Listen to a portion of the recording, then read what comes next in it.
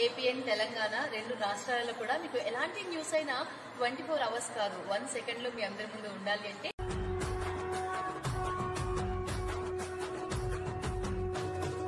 మూడు రంగుల జెండా బట్టి సింగమోలే కదిలినాడు ఒక్కరో కాంగ్రెస్ సూర్యుడు మన రేవంత్ అన్న నిగ్గదీసి అడిగే మునగాడు వీడు భూమిన వానైతాడు బీద సాదల ధైర్యం వీడు. మిత్రులారా, ఈరోజు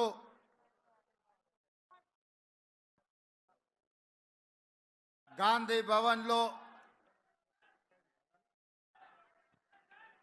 శ్రీమతి సోనియా గాంధీ గారి ఆశీర్వాదంతో శ్రీ మల్లికార్జున్ ఖర్గే గారు మిత్రుడు, శాసన మండలి సభ్యుడు, కాంగ్రెస్ పార్టీ తెలంగాణ కార్యనిర్వాహక అధ్యక్షుడిగా పనిచేసిన సోదరుడు మహేష్ కుమార్ గౌడ్ గారిని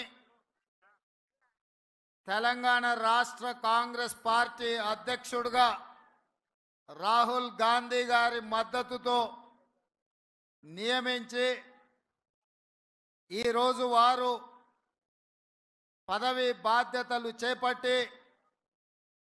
శ్రీమతి సోనియా గాంధీ గారు, శ్రీ మల్లికార్జున్ ఖర్గే గారు, శ్రీ రాహుల్ గాంధీ గారు ఏ నమ్మకం విశ్వాసం వారి మీద పెట్టుకున్నారో ఆ నమ్మకం విశ్వాసాన్ని కొనసాగించడానికి ఈరోజు రాష్ట్ర శాఖ అధ్యక్షులుగా వారు బాధ్యత చేపట్టడం మనందరికీ ఎంతో ఆనందం, సంతోషకరమైన సందర్భం అని చెప్పి ఈ సందర్భంగా నేను తెలియజేయదలుచుకున్నా. ఈ కార్యక్రమంలో ఏఐసిసి ఇన్ఛార్జ్ దీపదాస్ మున్షి గారు, ఏఐసిసి సెక్రటరీలు, సహచర మంత్రివర్గ సభ్యులు, పార్లమెంట్ సభ్యులు, శాసన మండలి సభ్యులు, శాసన సభ్యులు, వివిధ కార్పొరేషన్లకు సంబంధించిన చైర్మన్లు, రాష్ట్ర కాంగ్రెస్ పార్టీలో వివిధ హోదాలలో ఉన్న నాయకులు, జిల్లా పార్టీ అధ్యక్షులు, మండల పార్టీ అధ్యక్షులు, ప్రాణ సమానులైన కాంగ్రెస్ పార్టీ వేలాది మంది కార్యకర్తలు ఈ కార్యక్రమంలో పాల్గొని మేమందరం నూతనంగా బాధ్యత చేపట్టిన మహేష్ కుమార్ గౌడ్ గారికి అండగా నిలబడతామని విచ్చేసినందుకు మిమ్మల్ని అందరినీ మనస్ఫూర్తిగా నేను అభినందిస్తున్నా, సాదరంగా ఆహ్వానిస్తున్న మిత్రులారా, మీకందరికీ తెలుసు శ్రీమతి సోనియా గాంధీ గారు ఎన్నో ఇబ్బందులను, ఎన్నో ఒడిదుడుకులను ఎదుర్కొని ఎన్నో అవాంతరాలను అధిగమించి జూన్ 2, 2014 నాడు తెలంగాణ రాష్ట్ర కళ సాకారం చేసి 60 సంవత్సరాల మన ఆకాంక్ష 2004లో శ్రీమతి సోనియా గాంధీ గారు మనకి ఏదైతే మాట ఇచ్చిండ్రో ఆ మాట నిలబెట్టుకొని తెలంగాణ రాష్ట్రాన్ని ఏర్పాటు చేసిండ్రు. కానీ ఏర్పడిన తెలంగాణ రాష్ట్రంలో 10 సంవత్సరాలు 2 సార్లు ఎన్నికలు జరిగిన వివిధ కారణాల చేత కాంగ్రెస్ పార్టీ అధికారంలోకి రాలేకపోయింది. అందుకే 2014 నుంచి తెలంగాణ ప్రజలు ఎదుర్కొంటున్న సమస్యలను, అపరిష్కృతంగా ఉన్న సమస్యల్ని పరిష్కరించడానికి కాంగ్రెస్ పార్టీ కార్యకర్తలు నానా కష్టాలు ఎదుర్కొని తెలంగాణ రాష్ట్రంలో జరిగిన 3వ ఎన్నికలలో కాంగ్రెస్ పార్టీని అధికారంలోకి తీసుకురావడం జరిగింది. ఇవాళ మిత్రులారా, మీకందరికీ తెలుసు జూన్ 27 నాడు 2021 శ్రీమతి సోనియా గాంధీ గారు నన్ను కాంగ్రెస్ పార్టీ తెలంగాణ శాఖ అధ్యక్షుడిగా నియమిస్తే పెద్దలు ఉత్తమ్ కుమార్ రెడ్డి గారు పట్టి విక్రమార్క గారి సహకారంతో జూలై 7 నాడు 2021 కాంగ్రెస్ పార్టీ తెలంగాణ శాఖ అధ్యక్షుడిగా బాధ్యత చేపట్టి ఆనాటి నుండి ఈనాటి వరకు దాదాపుగా 38 నెలలు నిరంతరం కాంగ్రెస్ పార్టీ కార్యకర్తలని సమన్వయం చేసుకుంటూ ప్రజా సమస్యల్ని పరిష్కరించుకుంటూ ముందుకు సాగడం జరిగింది. ఇవాళ మిత్రులారా, నేను జూలై 7, 2021 బాధ్యత చేపట్టిన తర్వాత అందరితో చర్చించి మొట్టమొదటి కార్యక్రమం దళిత గిరిజన దండోరా అని ఇంద్రవల్లి నుంచి ఆదిలాబాద్ నుంచి సమర శంఖం పూరించి ఆనాటి నుంచి వెనక్కి తిరిగి చూడకుండా లక్షలాది మంది కాంగ్రెస్ పార్టీ కార్యకర్తల్ని సమన్వయం చేసుకొని ముందుకు నడిపించి తెలంగాణ రాష్ట్రంలో డిసెంబర్ 3, 2023 నాడు ప్రజాపాలన ఇందిరమ్మ రాజ్యం తీసుకురావడం జరిగింది. ఇంద్రవెల్లిలో పూరించిన సమర శంఖం, వరంగల్లులో రైతు సంఘర్షణ సభను పెట్టి రైతు డిక్లరేషన్ చేయడం ద్వారా తెలంగాణ రాష్ట్ర లక్షలాది రైతాంగానికి 2 లక్షల రూపాయల రుణమాఫీ చేస్తామని చెప్పి ఆనాడు రాహుల్ గాంధీ గారు మాట ఇవ్వడం జరిగింది. కాంగ్రెస్ పార్టీ, గాంధీ కుటుంబం మాట ఇస్తే మాట తప్పని మడమ తిప్పని నాయకత్వ లక్షణాలు కలిగిన గాంధీ కుటుంబం రాహుల్ గాంధీ గారు ఇచ్చిన మాట మేరకు ఈ సంవత్సరం ప్రభుత్వం ఏర్పడిన 6 నెలలలోపే 2 లక్షల రూపాయల రుణమాఫీ చేసి 18,000 కోట్ల రూపాయలు 23 లక్షల రైతుల ఖాతాలో వేసి వ్యవసాయం దండుగ కాదు, వ్యవసాయం పండుగ అని ఇందిరమ్మ రాజ్యంలో మనము నిరూపించినాం. ఇది కాంగ్రెస్ పార్టీ నిబద్ధత. ఇదే కాదు, సెప్టెంబర్ 17, 2023 నాడు రాజీవ్ గాంధీ ప్రాంగణం తుక్కుగూడ రంగారెడ్డి జిల్లాలో శ్రీమతి సోనియా గాంధీ గారు, శ్రీ మల్లికార్జున్ ఖర్గే గారి నేతృత్వంలో తెలంగాణ రాష్ట్ర కాంగ్రెస్ పార్టీ 6 గ్యారెంటీలను తెలంగాణ ప్రజలకు ఇచ్చి 6 గ్యారెంటీలను ముందు పెట్టుకొని మనం ప్రజల దగ్గరికి వెళ్ళడం జరిగింది. మనం చెప్పిన మానాడు మార్పు రావాలి అంటే, మార్పు కావాలి అంటే కాంగ్రెస్ రావాలి అని తండాలలో, గూడాలలో, మారుమూల పల్లెల్లో ప్రతి పేదవాడి గుండె తట్టి ఈ తెలంగాణ రాష్ట్రంలో పేదలు ఎదుర్కొంటున్న కష్టాలు తీరాలి, రైతులు బాగుపడాలి, విద్యార్థులు చదువుకోవాలి, నిరుద్యోగ యువకులకు ఉద్యోగ ఉపాధి అవకాశాలు రావాలి, ఈ తెలంగాణ రాష్ట్రంలో ప్రజాస్వామ్యం మనుగడ సాగించాలి అని చెప్పి ఆనాడు ఒక పక్కన బట్టి విక్రమార్క గారు, ఇంకొక పక్కన నేను పాదయాత్ర చేపట్టి ప్రతి పేదవాడి దగ్గరికి వెళ్ళడం జరిగింది. సీతక్క, సమ్మక్క సార్లక్క నుంచి సీతక్క నేతృత్వంలో నేను పాదయాత్ర మొదలు పెడితే బట్టి విక్రమార్క గారు ఆదిలాబాద్లో నుంచి పాదయాత్ర మొదలు పెట్టడం జరిగింది. ప్రజల దగ్గరికి వెళ్ళినాం, పార్టీ విధానాలు వివరించినాం. కాంగ్రెస్ అధికారంలోకి వస్తేనే పేదల బతుకులు బాగుపడతాయని ప్రజలకు చెప్పినాం. ప్రజలు విశ్వసించిండ్రు, 6 గ్యారెంటీలను నమ్మిండ్రు. 6 గ్యారెంటీలను దృష్టిలో పెట్టుకొని కాంగ్రెస్కు అధికారాన్ని కట్టబెట్టిండ్రు. అందుకే డిసెంబర్ 3, 2023 నాడు కాంగ్రెస్ గెలిస్తే డిసెంబర్ 7 నాడు మనం ప్రభుత్వాన్ని ఏర్పాటు చేసినాం. వేలాది మంది ముందు ఎల్బీ స్టేడియంలో ప్రమాణ స్వీకారం చేసినాం.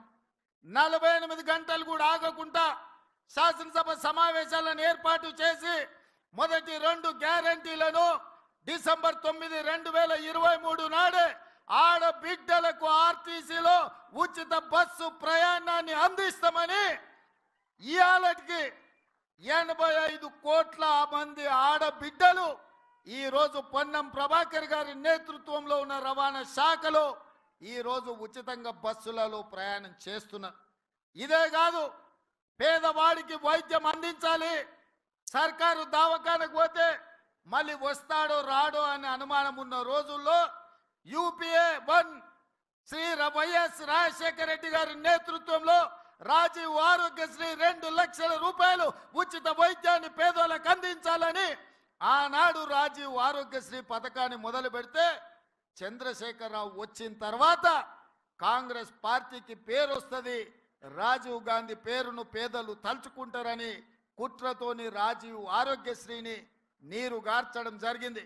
కానీ కాంగ్రెస్ పార్టీ అధికారంలోకి వచ్చిన 48 గంటల లోపలే రాజీవ్ ఆరోగ్యశ్రీని 10 లక్షల రూపాయలకు పెంచి ప్రతి పేదవాడిని ఆదుకుంటాం. ఏదో అపోలో శ్రీమంతులే కాదు, పేదవాడు కూడా మహారాజులాగా వెళ్ళి వైద్యం చేయించుకొని ఇంటికి వెళ్లే విధంగా 10 లక్షల రూపాయల రాజీవ్ ఆరోగ్యశ్రీని 48 గంటల్లోనే అమలు చేసి కాంగ్రెస్ పార్టీ పేదల ప్రభుత్వం అని నిరూపించినాం. ఇదే కాదు, వ్యవసాయానికి ఉచిత కరెంట్ ఇచ్చింది కాంగ్రెస్. ఆనాడు అదే ఎల్బీ స్టేడియంలో వైఎస్ రాజశేఖర రెడ్డి గారు ఉచిత కరెంటు కోసం సంతకం పెట్టిండు. ఆ స్ఫూర్తితో వ్యవసాయంకే కాదు, పేదవాళ్ళ ఇళ్లలో కాంతులు వెలగాలి, వాళ్ళ కళ్ళల్లో ఆనందం ఉండాలి అని ప్రతి పేదవాడి ఇంటికి ఉచిత కరెంటునిచ్చి 200 యూనిట్లు ఈనాడు లక్షలాది కుటుంబాలకు వాళ్ళ ఇళ్లలో ఉచితంగా కరెంట్ ఇచ్చినాం. ఇదే కాదు, మా ఆడబిడ్డలు కట్టెల పొయ్యితోని కష్టపడుతుంటే కన్నీళ్లతో కట్టెల పొయ్యి పొగ ఊపిరితిత్తులకు పోయి క్యాన్సర్ వచ్చి చచ్చిపోతుంటే సోనియమ్మ ఆడబిడ్డల్ని ఆదుకోవడానికి ఆనాడు దీపం పథకం ద్వారా సిలిండర్ గ్యాస్ పొయ్యి పేదలకు అందించింది. 400 రూపాయలకే ఆనాడు సిలిండర్ ఇచ్చింది. కానీ నరేంద్ర మోడీ చంద్రశేఖరరావు అధికారంలోకి వచ్చిన తర్వాత 400 సిలిండర్ 1200 రూపాయలు అయ్యింది. పాదయాత్రలో నా దృష్టికి ఆడబిడ్డలు అక్క చెల్లెళ్ళు సిలిండర్ ధర పెరిగిపోయింది, ఈ బండ మొయ్యలేకపోతున్నాం, సిలిండర్ అటకెక్కింది, కట్టెల పోయి మళ్ళా మాకు తప్పని పరిస్థితి అని చెప్తే ఆనాడు మాట ఇచ్చినాం. 500 రూపాయలకి ఆడబిడ్డలకి ఇంటికి సిలిండర్ తెచ్చిస్తామని చెప్పినాం. ఇవాళ ఇచ్చిన మాట ప్రకారం ఆడబిడ్డలకు 500 రూపాయలకే ఇవాళ మనం సిలిండర్ ఇచ్చి నిరూపించినాం. ఇదే కాదు మిత్రులారా, రైతులకు ఇచ్చిన మాట ప్రకారం పార్లమెంట్ ఎన్నికలలో సన్నాసి తాటి చెట్టు లెక్క పెరిగిండు కానీ దూలం లెక్క పెరిగిండు కానీ దూడకున్న బుద్ధి కూడా లేదని నేను ఆయన చెప్పినా నువ్వు రైతు రుణమాఫీ చెయ్యి, నేను రాజీనామా చేస్తా అని సవాలు విసిరిండు. ఆయనలోనే నేను యాదగిరిగుట్ట లక్ష్మీ నరసింహ సాక్షిగా చెప్పిన 15 ఆగస్టు లోపల 2 లక్షల రూపాయల రుణమాఫీ చేసి తీరుతాని మాట ఇచ్చిన పార్లమెంటులో 42% ఓట్లు, 8 పార్లమెంట్లు మీరు గెలిపించారు. ఇచ్చిన మాట ప్రకారం 15 ఆగస్టు నాడు ఖమ్మం కొత్తగూడెంలో భద్రాద్రి రాముల వారి సాక్షిగా 23 లక్షల మంది రైతులకు 18,000 కోట్ల రూపాయలు రైతుల ఖాతాలో వేసి రైతుల కళ్ళల్లో ఆనందం చూసినాం. మరి ఇవాళ మా కాంగ్రెస్ పార్టీ కార్యకర్తల సాక్షిగా ఆ సన్నాసిని నేను అడుగుతున్నా, రాజీనామా చేస్తా అన్నావు కదా, సిద్దిపేటకు పట్టిన చీడ పీడ విరుగడవుతుందని ఆ సవాళ్ళు మేము స్వీకరించినాం. మరి ఈ రోజు ఆ సన్నాసి ఎక్కడ దాక్కున్నాడని నేను అడుగుతున్నా. నేను వివరాలు పంపిస్తా. 2 లక్షల వరకు ప్రతి రైతుకు ఈ రోజు రుణమాఫీ చేసిన చరిత్ర, ఇచ్చిన మాట నిలబెట్టుకున్న చరిత్ర. 15 ఆగస్టు నాడు పండగ ఉన్నా కార్యక్రమాలు ఉన్నా ఇచ్చిన మాట ప్రకారం మేము వెయ్యాల్సిందే అని 3 విడతలు 27 రోజుల్లో 15 ఆగస్టు లోపల 2 లక్షల లోపల రుణమాఫీ అందరికీ చేసినాం. ఇవాళ 2 లక్షల పైన ఉన్న రైతులు ఎవరు ఆందోళన చెందాల్సిన అవసరం లేదు. 2 లక్షల పైన రుణమా ఉన్నవాళ్ళు 2 లక్షల పైన ఉన్న రుణాన్ని మీరు బ్యాంకులో చెల్లించండి. మీరు చెల్లించిన మరుక్షణం ఆ 2 లక్షల రూపాయలను కూడా మీ ఖాతాలో వేసే బాధ్యత మా ప్రభుత్వం తీసుకుంటుందని చెప్పి నేను ఆ రైతాంగానికి తెలియజేస్తున్నా. ఇదే కాదు, పెద్దలు ఉత్తమ్ కుమార్ రెడ్డి గారి నేతృత్వంలో ఉన్న సివిల్ సప్లైస్ కార్పొరేషన్ ద్వారా రైతులకు 500 రూపాయలు వడ్లకు బోనస్ ఇస్తామని చెప్పినాం. రాబోయే పంటలో రైతులు పండించే సన్న వడ్లకు 500 రూపాయలు బోనస్ ఇస్తామని ప్రకటించినాం. దానికోసం 2000 కోట్ల రూపాయలు ఈ రోజు బడ్జెట్లో కేటాయించినాం. ఉత్తమ్ కుమార్ రెడ్డి గారి నేతృత్వంలో సన్న వడ్లు పండించిన ప్రతి రైతుకు 500 రూపాయలు బోనస్ ఇచ్చి ఆదుకునే ప్రభుత్వం మాది. ఇది రైతు రాజ్యమని నేను ధైర్యంగా చెప్పగలను. అందుకే మిత్రులారా, ఇదే కాదు, తెలంగాణ ఉద్యమమే నిరుద్యోగ సమస్య, తెలంగాణ త్యాగాలే ఉద్యోగ సమస్య. 10 సంవత్సరాలు ఎవరికి ఉద్యోగాలు ఇవ్వలే, నిరుద్యోగుల సమస్య పట్టించుకోలే. పాదయాత్ర సందర్భంగా నిరుద్యోగ యువకులకు, కాకతీయ ఉస్మానియా యూనివర్సిటీ విద్యార్థులకు నేను మాట చెప్పిన, కేసీఆర్ కేటీఆర్ ఉద్యోగం ఊడగొట్టండి, వేలాది ఉద్యోగాలు మీకు ఇచ్చే బాధ్యత నాది అని. ఆ మాట ప్రకారం కేసీఆర్ కేటీఆర్ ఉద్యోగాన్ని మీరు ఊడగొట్టినరు. 90 రోజుల్లో 30,000 ఉద్యోగాలు ఇదే ఎల్బీ స్టేడియంలో ఇందిరమ్మ పాలనలో కాంగ్రెస్ ప్రభుత్వం ఉద్యోగ నియామక పత్రాలు నిరుద్యోగులకు ఇచ్చింది. ఇదే కాదు, 30,000 నియామకాలనే కాదు, 35,000 ఉద్యోగ నోటిఫికేషన్లు ఇచ్చినాం. ఇవాళ పోటీ పరీక్షలకు నిరుద్యోగులు ప్రిపేర్ అవుతున్నారు. ఈ సంవత్సరం ఆఖరు లోపల ఇంకొక 35,000 ఉద్యోగాలు ఇచ్చే బాధ్యత మాది అని చెప్పి ఈ సందర్భంగా నిరుద్యోగ యువకులకు నేను మాట ఇస్తున్నా. ఇదే కాదు, మొదటి సంవత్సరంలో 65,000 ఉద్యోగాలు. ఈ దేశంలో ఏ రాష్ట్రం కూడా నిరుద్యోగులకు ఉద్యోగ అవకాశాలు ఇవ్వలేదు. అదొక్క తెలంగాణ రాష్ట్రంలోనే మనమే ఇచ్చినామని గర్వంగా నేను ఈ సందర్భంగా తెలియజేస్తున్నా. అందుకే మిత్రులారా, ఇవాళ మీరు ఆలోచన చేయండి. ప్రభుత్వం అద్భుతమైన కార్యక్రమాలు తీసుకొని ఈరోజు నిరుద్యోగ సమస్యను పరిష్కరించుకుంటూ టీచర్ల ట్రాన్స్ఫర్లు 10 సంవత్సరాలు, 10 కాదు 18 సంవత్సరాలు జరగలేదు.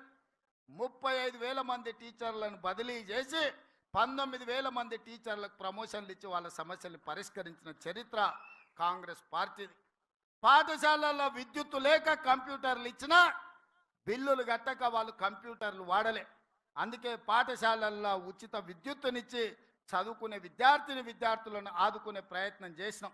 ఇదే కాదు, చదువుకుని డిగ్రీ పట్టా పొందినా సరైన ఉద్యోగం వస్తలేదు, డిగ్రీలు చేతులు పట్టుకొని నిరుద్యోగులుగా తిరుగుతున్న వాళ్లకు సాంకేతిక నైపుణ్యాన్ని నేర్పించాలి అని యంగ్ ఇండియా స్కిల్స్ యూనివర్సిటీని ప్రారంభించి ఈ రోజు దేశానికి ఆదర్శంగా నిలబడ్డ రాష్ట్ర ప్రభుత్వం ఏదైనా ఉంది అంటే అది తెలంగాణ రాష్ట్ర ప్రభుత్వం. ఇదే కాదు, మన ఒలింపిక్స్లో మీరు చూసిండ్రు, భారతదేశం ఉత్త చేతులతోనే వచ్చింది. 140 కోట్ల జనాభా ఉండి 50% పైగా యువత ఉన్న భారతదేశం ఈరోజు ఒలింపిక్స్లో ఒక్క మెడల్ కూడా రాలేదు అంటే ఈ దేశానికి అవమానం కాదా? నరేంద్ర మోడీ గారు, మీరు ఆలోచన చేయండి. అందుకే సౌత్ కొరియాకి వెళ్ళి, సౌత్ కొరియాలో మొత్తం ఆ దేశమే మన తెలంగాణ రాష్ట్రం అంత ఉంటుంది. అట్లాంటి దేశం దాదాపుగా 36 మెడల్స్ కొట్టింది. ఒక్క సౌత్ కొరియన్ స్పోర్ట్స్ యూనివర్సిటీలో 16 మందికి మెడల్స్ వచ్చినాయి. ఒకే అమ్మాయి 3 గోల్డ్ మెడల్స్ కొట్టింది. నేను అక్కడికి వెళ్ళి వాళ్ళని చూసిన. అక్కడ వాళ్ళకు ప్రభుత్వం కానీ ప్రైవేట్ వాళ్ళు కానీ ఆ యువకులకు సరైన శిక్షణ ఇవ్వడం వల్ల వాళ్ళు ఒలింపిక్స్లో మెడల్ కొట్టినారు. అందుకే తెలంగాణ రాష్ట్ర ప్రభుత్వం ఒక దీక్ష పూనింది.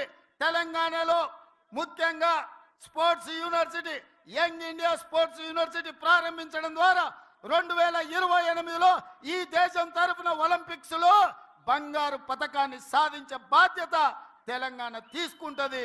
అందుకే స్పోర్ట్స్ యూనివర్సిటీని ఇవాళ మనం తెలంగాణ రాష్ట్రంలో మనం ప్రారంభించుకుంటున్నాం.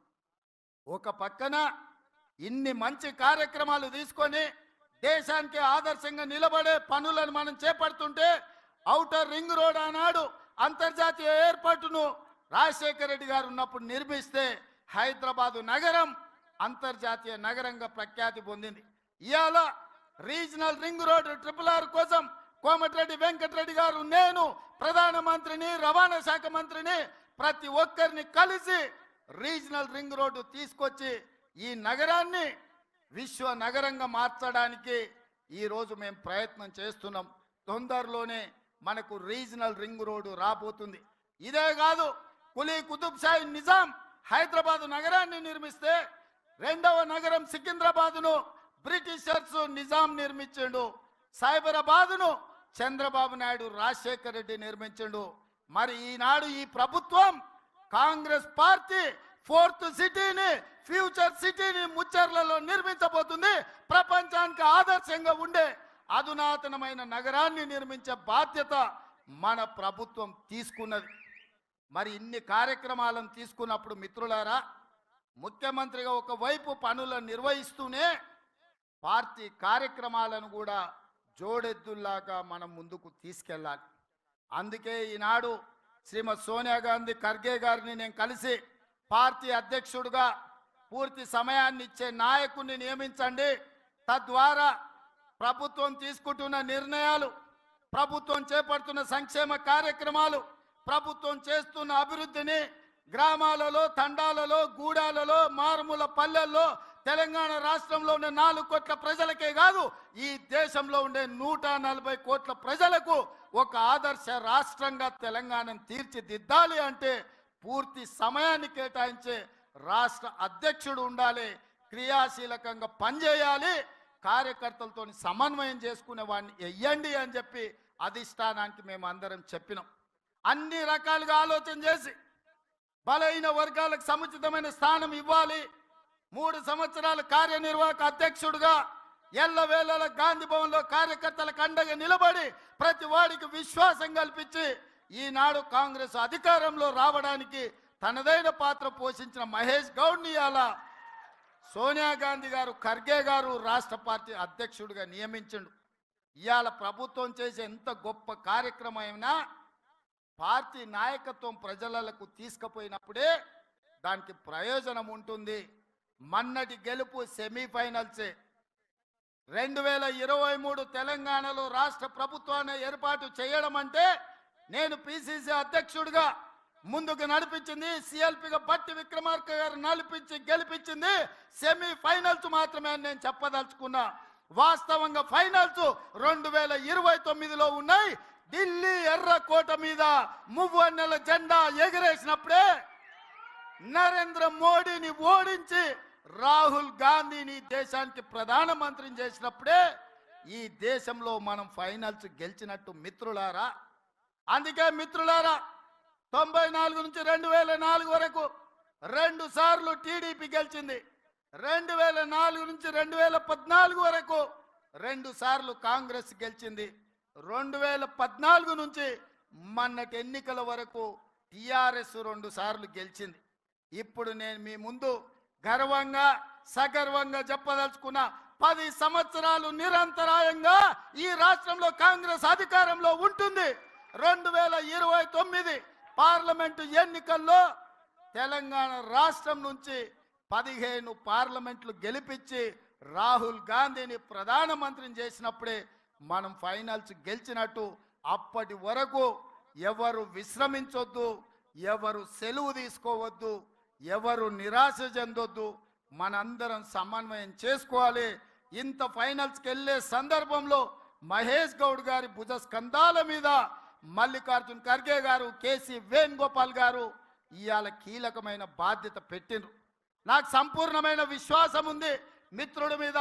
ఖచ్చితంగా కార్యకర్తలకు అందుబాటులో ఉండి రాహుల్ గాంధీ గారిని ప్రధానమంత్రిని చేసే వరకు అహర్నిశలు కృషి చేసి కష్టపడి కాంగ్రెస్ను తెలంగాణలో గెలిపించి 15 పార్లమెంట్లు ఢిల్లీకి పంపించే వరకు మేమందరం సమన్వయంతో పని చేస్తూనే ఉంటాం. నిన్న మన వాడొకడు వీడొకడు మోపాడు, వాళ్ళు వీళ్ళు వాళ్ళ చెంచాగాళ్ళు కార్యకర్తల మీద కేసులు పెట్టాలనో కార్యకర్తల మీద దాడులు చేస్తామనో ప్రయత్నం చేస్తారు. మన ఇంటికి వస్తామని చెప్పారు, కానీ మనోళ్ళే వాళ్ళ ఇంటికి పోయారు. చింతపండు అయినాక చెప్తారు మా ఇంటికి వచ్చి తన్నీరని. సంకనాకనిక విలువాలనా రా చూసుకుందామని. అందుకే నేను చెప్పిన, నేను లేను, శాంతి భద్రతలు వస్తానే చూసి శాంతి భద్రతలను సరిదిద్దండి అని చెప్పిన. మా కార్యకర్తలు ఎవరి జోలికి పోరు, కానీ ఎవరన్నా మా జోలికి వచ్చి మా మంచితనాన్ని చేతగాని తనం అనుకుంటే చింతపండు అవుతుందని నేను చెప్పదలుచుకున్నా. మా మహేష్ గౌడ్ గారు కొంచెం సౌమ్యుడు అయి ఉండొచ్చు, కాకపోతే వెనకాల నేనున్న ఆ సంగతి మరవద్దు. ఎవరన్నా ఏదన్నా అధ్యక్షుడిగా సౌమ్యుడు వచ్చిండు, మా ఆటలు సాగుతాయి, ఊర్లలో మా ఇష్టం వచ్చినట్టు చేయొచ్చు అని ఎవరన్నా అనుకుంటుర్రేమో. నేను వెనకాలనే ఉన్న బిడ్డ. ఎవరన్నా మా కార్యకర్తల జోలికి వస్తే ఒక్కడొక్కడికి ఉంటుందని నేను చెప్తున్నా. మహేష్ గౌడ్ గారు, నా విజ్ఞప్తి ఒక్కటే, ఒక్క పని నాకు పెండింగ్ ఉండిపోయింది. కార్యకర్తల ఎన్నికలు నేను చేయాల్సిన బాధ్యత ఈ లోపల మీకు వచ్చింది. అది మీ అదృష్టం. రాబోయే 3-4 నెలల్లో బీసీ కమిషన్ చైర్మన్గా నిరంజన్ గారిని నియమించినాం. బీసీ జనాభా లెక్కలు తీసి వాళ్లకు రావాల్సిన వాటా వాళ్ళకి ఇచ్చి సర్పంచులు, ఎంపీటీసీలు, జడ్పీటీసీలు, మున్సిపల్ కౌన్సిలర్లు, మున్సిపల్ కార్పొరేటర్లు, జిల్లా పరిషత్ చైర్మన్లు, ఎంపీపీలను చేసే బాధ్యత మన ఇద్దరి మీద ఎక్కువగా ఉన్నది. ముఖ్యమంత్రిగా నేను, పిసిసి అధ్యక్షుడిగా మీరు సమన్వయం చేయాలి. ఇప్పటి వరకు జరిగిన ఎన్నికలు, ఎమ్మెల్యేలు, ఎమ్మెల్సీలు, ఎంపీలు ఇవన్నీ నాయకులకు సంబంధించినవి. నాయకులు ఎట్లో గట్ల నడుస్తుంది, కానీ కార్యకర్తలు కష్టాలలో ఉండ్రు.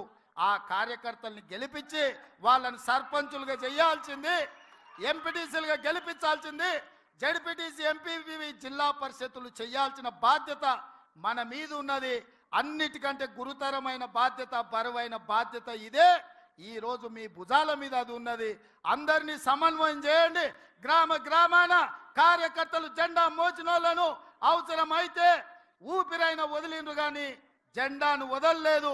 భుజాలు కాయలు కాసే విధంగా కాంగ్రెస్ జెండా మోచిన కార్యకర్తల్ని గెలిపించాల్సిన బాధ్యత మన మీద ఉన్నది. వేదిక మీద ఉన్న పెద్దలందరి మీద ఉన్నది. మీ ఎన్నికలకు మా ఎన్నికల కంటే ఎక్కువ కష్టపడతా నేను. మహేష్ గౌడ్ గారు మిమ్మల్ని అందరినీ సమన్వయం చేస్తారు. మిమ్మల్ని గెలిపించుకున్నప్పుడే నిజమైన విజయం, మీరు గెలిచినప్పుడే నిజమైన కాంగ్రెస్ గెలిచినట్టు. మీ గెలుపు కోసం, స్థానిక సంస్థల ఎన్నికల కోసం వేదిక మీద ఉన్న నాయకులమందరం కూడా పునరంకితం అవుదామని తెలియజేస్తూ మీ అందరి దగ్గర సెలవు తీసుకుంటున్న మిత్రులారా, జై కాంగ్రెస్. ఫామ్ హౌస్లో వండిన ఆయన గుండెలు ఎదరాలరా నాయన, అవునా? నేను ఇక ముఖ్యమంత్రి కొన్ని ప్రసంగాలు తగ్గించాల్సి వస్తుంది. ఈరోజు ఆఖరి రోజు పిసిసి అధ్యక్షుడిగా గట్టిగా నినాదాలు ఇవ్వాలి. జై కాంగ్రెస్, జై జై కాంగ్రెస్, జై కాంగ్రెస్, జై సోనియమ్మ, జై జై సోనియమ్మ. ధన్యవాదాలు మిత్రులారా.